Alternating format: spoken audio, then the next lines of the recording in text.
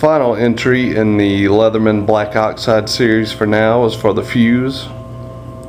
As with the other model of the fuse, it is very lightweight, compact, has a Phillips head screwdriver, scissors, a can bottle opener, screwdriver, small screwdriver, and a knife,